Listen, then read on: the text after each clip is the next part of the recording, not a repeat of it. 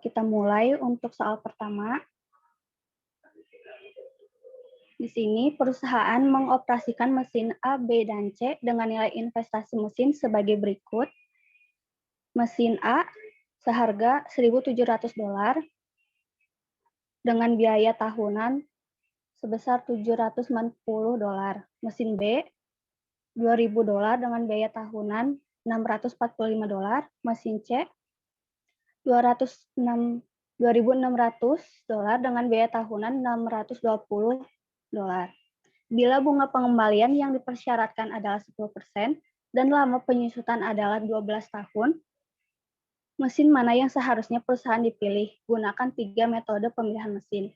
Di sini karena untuk yang mesin ABC itu ada XX-nya, memakai NPM di belakang 1. Kalau misalkan NPM aku 2, berarti nanti waktu pengerjaannya juga 2. Di sini untuk jawabannya.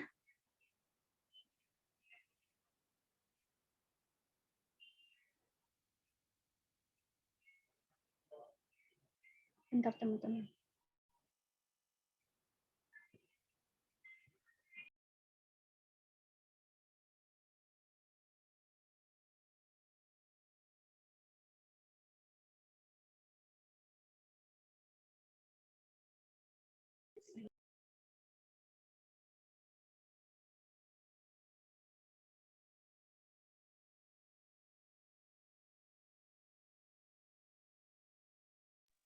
Teman-teman sebentar ya.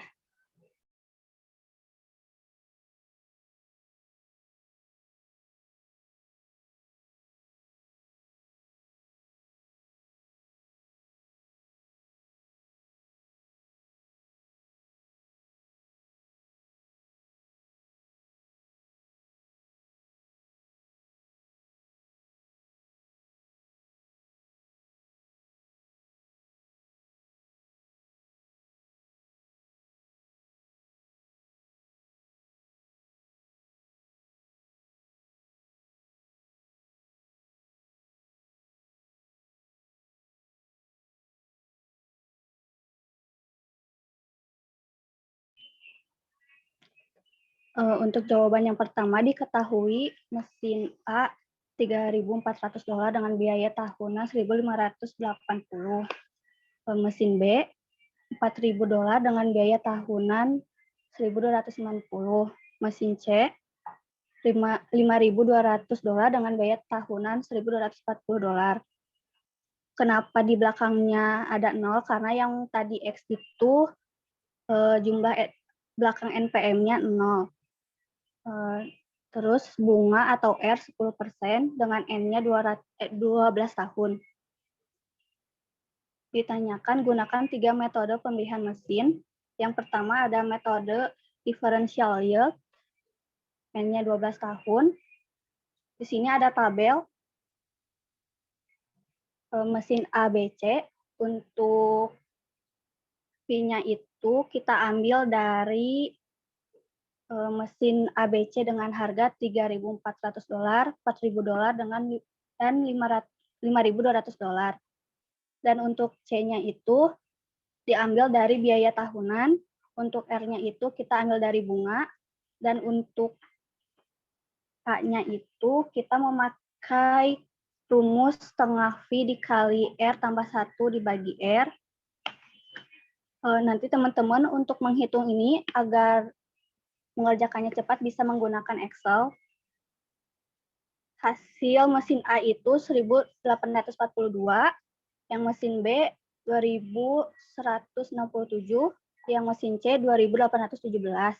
Dan untuk yang delta A-nya itu caranya mesin B dikurangin A hasilnya 325, yang untuk B mesin C dikurangi mesin B hasilnya 650, dan untuk mesin C itu mesin C dikurangi mesin A hasilnya 975, dan untuk delta C itu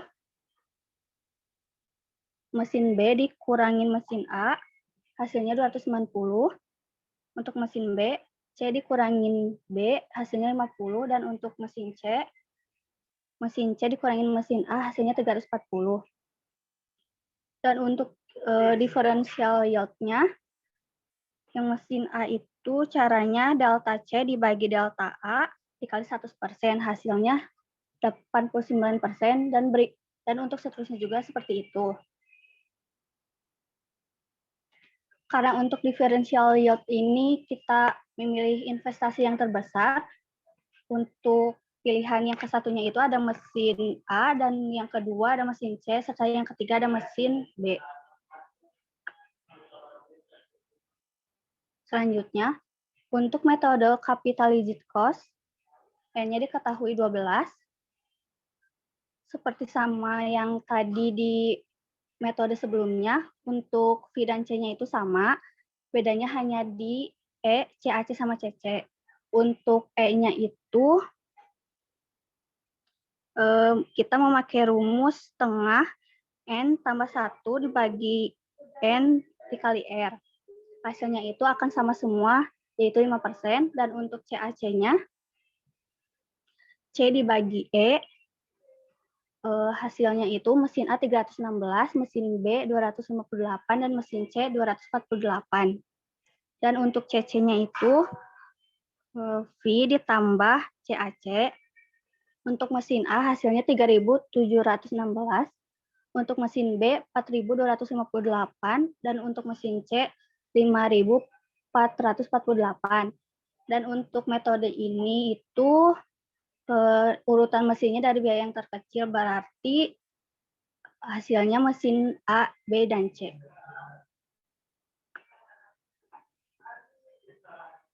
Dan metode yang terakhir ada minimum annual cost. Di sini juga sama untuk V dan C-nya. Untuk E atau RP-nya itu kita memakai rumus setengah V N ditambah 1 dibagi N dikali R. Hasilnya itu mesin A 184, mesin B 217, dan mesin C 282. Untuk MAC-nya itu memakai rumus C ditambah E. Hasilnya itu mesin A 1764, mesin B 1507, dan untuk mesin C 1522. Dan untuk metode yang terakhir ini pilihan urutan mesin mulai dari biaya yang terkecil, yaitu mesin B, mesin C, dan mesin A. Untuk teman-teman, ini soal nomor 1 sudah selesai. Apa ada yang ingin ditanyakan?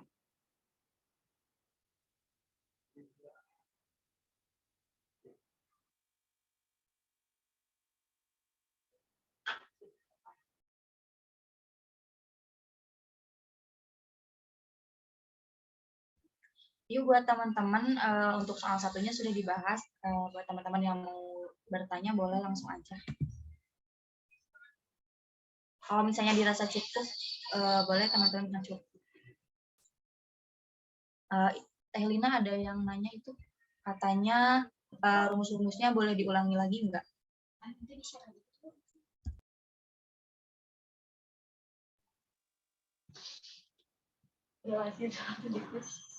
Buat Herlina, rumus-rumusnya boleh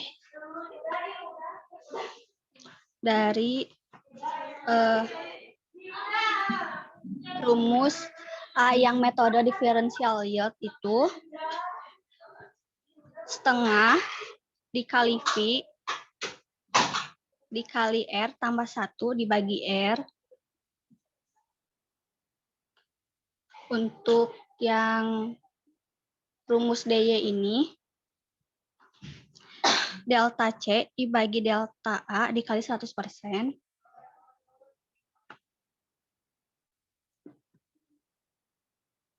Untuk yang metode capitalized cost ini, yang bagian E-nya itu setengah dikali N tambah 1 dibagi N dikali R. Yang untuk CAC-nya, C dibagi E. Dan untuk yang CC-nya itu, V ditambah CAC. Dan untuk yang metode terakhir itu, di bagian E-nya setengah kali V dikali N tambah 1 dibagi N dikali R. Dan untuk MAC-nya, C ditambah E.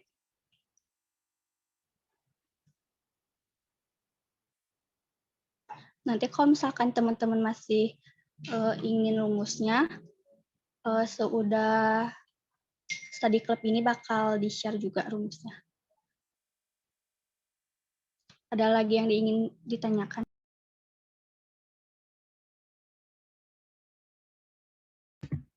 Gimana nih teman-teman?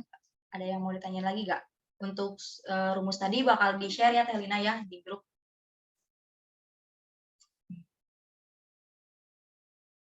Jika dirasa cukup, apa katanya? Oh, terima kasih. Oke, jika dirasa cukup, boleh lanjut aja Teh Lina ke soal nomor 2.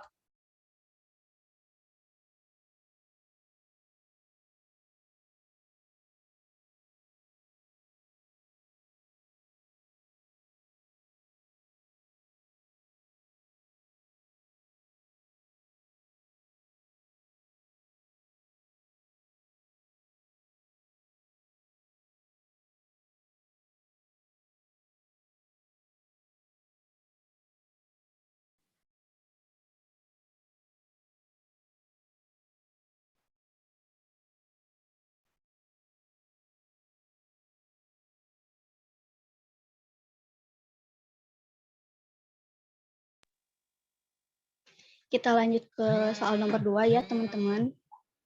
PT Ekuitas memiliki 4 toko di berbagai tempat seperti di Bandung, 21 ditambah X, 99 ditambah X, Jakarta, 45 ditambah X, 210 ditambah X, Bogor, 67 ditambah X, 115 ditambah X, dan Sukabumi, 88 ditambah X, 98 ditambah X. Dari 4 toko tersebut masing-masing pengiriman mobil box yang dikirim dalam waktu 1 bulan terdapat dalam tabel di bawah ini.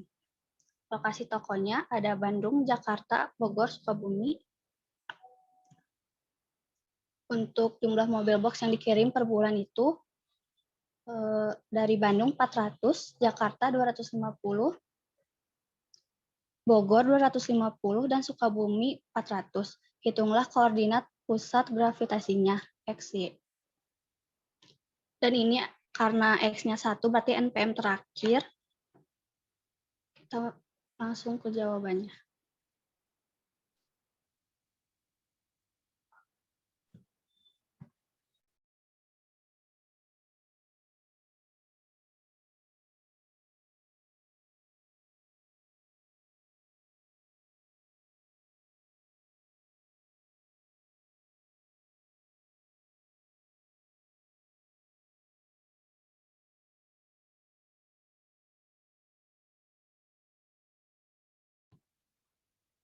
Untuk diketahuinya tadi sudah disebutkan, langsung aja ke jawabannya.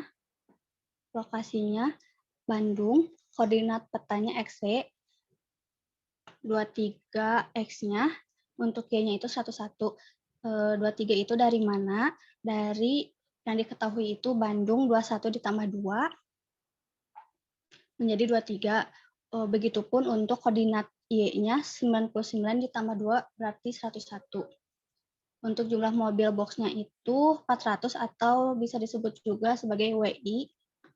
Untuk Jakarta, koordinat X-nya 47 dan untuk Y-nya 212. Untuk jumlah mobil box-nya itu ada 250. Untuk di Bogor, koordinat X-nya 69 dan koordinat Y-nya itu 117. Untuk jumlah mobil box-nya sama seperti Jakarta 250. Dan di Sukabumi, koordinat X-nya itu 90 dan koordinat Y-nya itu ada 100. Jumlah mobil box-nya itu 400.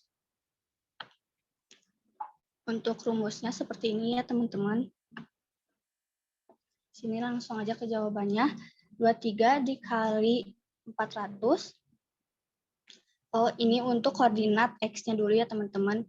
Jadi 23 dikali 400 ditambah 47 dikali 250, 69 dikali 250, ditambah 90 dikali 400. Dan dibagi jumlah mobil box-nya itu 400 ditambah 250 ditambah 250 ditambah 400. Hasilnya itu 74.200 dibagi 1.300, hasilnya untuk koordinat X itu 57,1.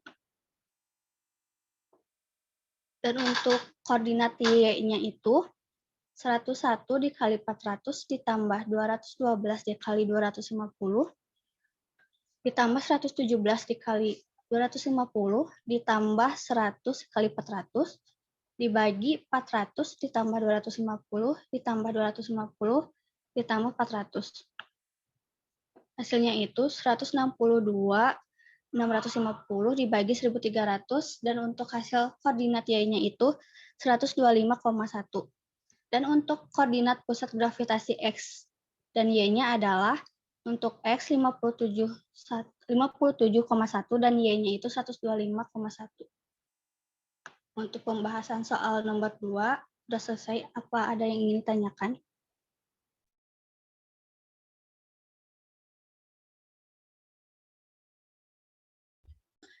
Gimana nih teman-teman untuk soal nomor 2, ada yang mau bertanya enggak? Atau minta penjelasan ulang boleh banget.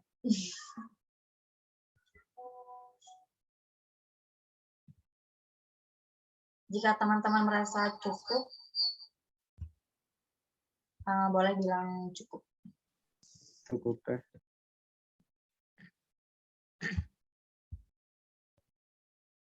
Cukup.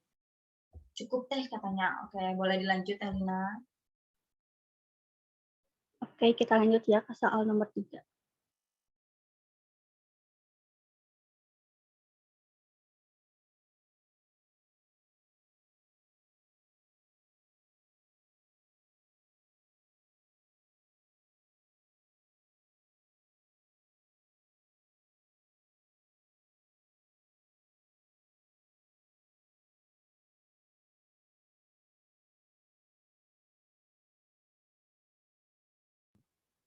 Soal nomor 3.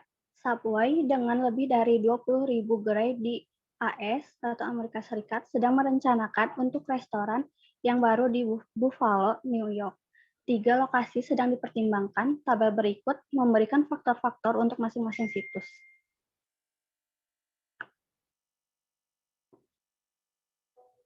Yang ditanyakannya, pada situs yang manakah Subway seharusnya membuka restoran yang baru? Dan untuk yang B-nya, jika bobot untuk ruang dan kepadatan lalu lintas dibalik, bagaimana pengaruhnya terhadap keputusan? Kita langsung ke jawaban.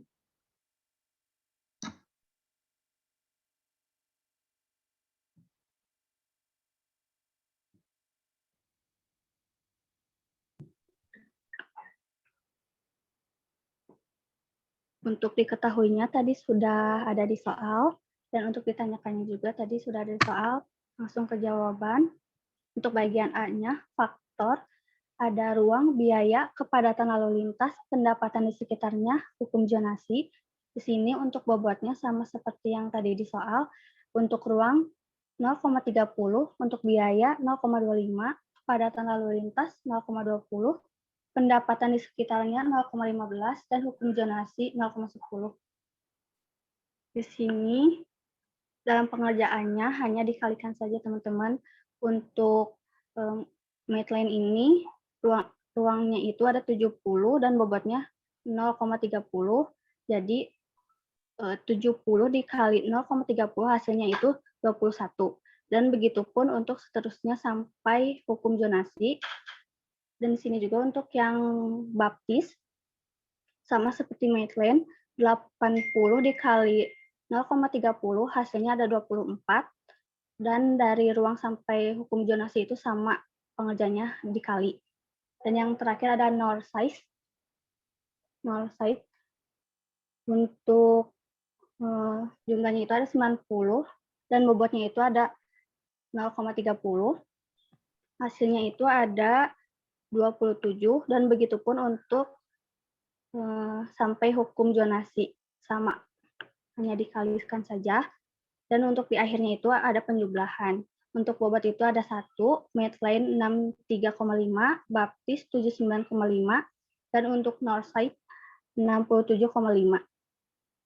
Berdasarkan bobot tiap lokasi di atas, maka Subway harus membuka restoran barunya pada situs Baptis karena memiliki bobot yang paling tinggi yaitu 79,5. Dan untuk di bagian B ini hanya bedanya di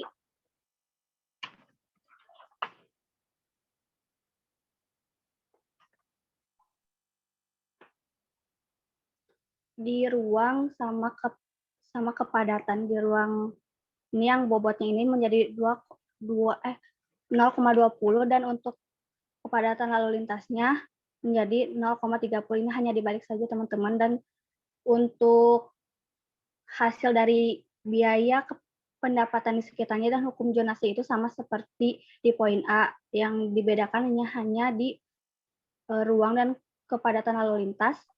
Untuk pengerjaannya pun sama seperti di poin A. Untuk jumlahnya itu bobot 1, Maitland 62,5, Baptis 80,5, dan Northside 65,5. Berdasarkan hasil perhitungan dapat disimpulkan bahwa apabila bobot ruang dan kepadatan lalu lintas dibalik, tetap tidak merubah keputusan akhir yaitu Baptis sebesar 80,5. Untuk penjelasan soal nomor 3 sudah selesai. Apakah ada yang ingin ditanyakan teman-teman?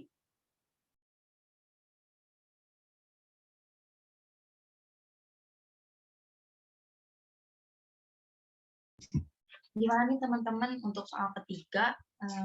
Ada yang mau ditanyain nggak?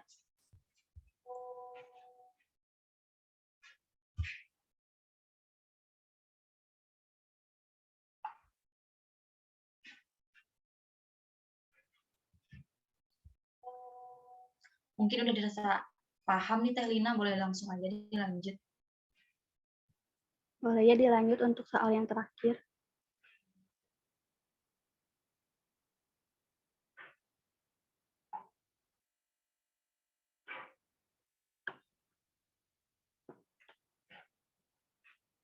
PT Equitas memproduksi 200 kursi, harga jualnya itu $200 per unit dengan data sebagai berikut.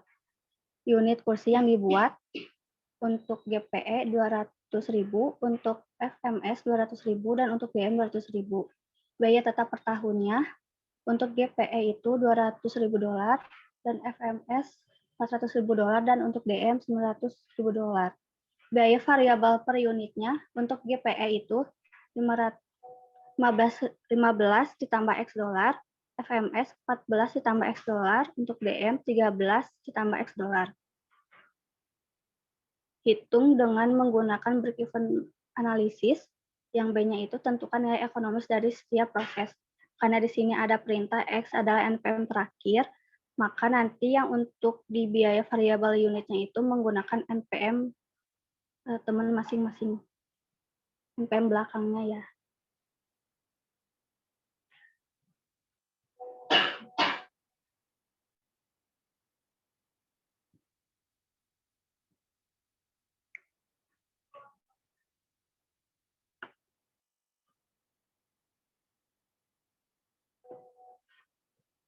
Nah, untuk jawabannya jadi seperti ini teman-teman. Diketahuinya memproduksi kursi 200, harga jualnya itu $200 per unit. Nah, yang dibedakan di bagian biaya variabel per unitnya. Tadi itu di soalnya 15 menjadi 17 karena memakai tambahan NPM terakhir. Dan FMS-nya 16, untuk DM-nya 15. Ditanyakannya, hitung dengan menggunakan break-even analysis. Yang B, tentukan nilai ekonomis dari setiap proses.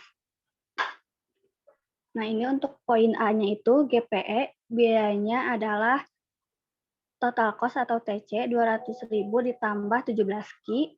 Untuk FMS-nya TC sama dengan 200.000 ditambah 16 Ki. Dan untuk DM-nya itu TC sama dengan 200.000 ditambah 15 Ki.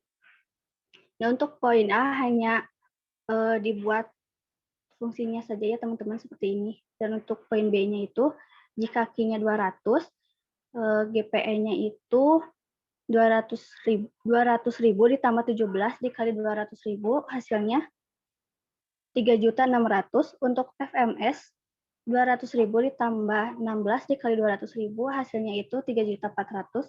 Dan untuk DM itu 200.000 ditambah 15 dikali 200.000 hasilnya 3.200.000. Untuk penjelasan nomor 4 hanya segini teman-teman. Ada yang ingin ditanyakan?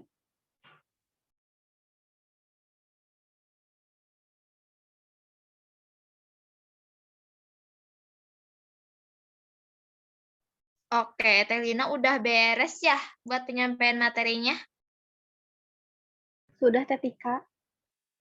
Oke, nih teman-teman penyampaian materinya udah beres nih, teman-teman. Hayu tanyain yuk ke Teh Lina, takutnya nanti bingung pas udah beres Zoom-nya. Nanti ini dari mana gitu, masih ada yang bingung. Terus takutnya nanti ada kesalahpahaman. Terus nanti kalau mau nanyain di luar Zoom misalnya teman-teman malu tuh.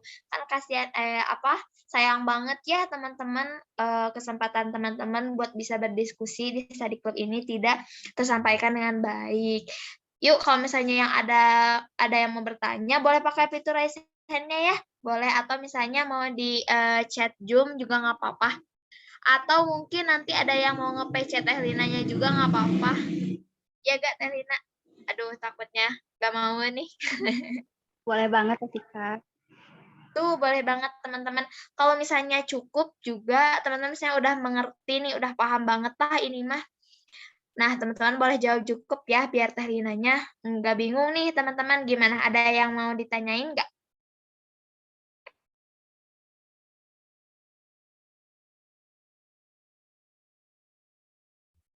Halo, teman-teman.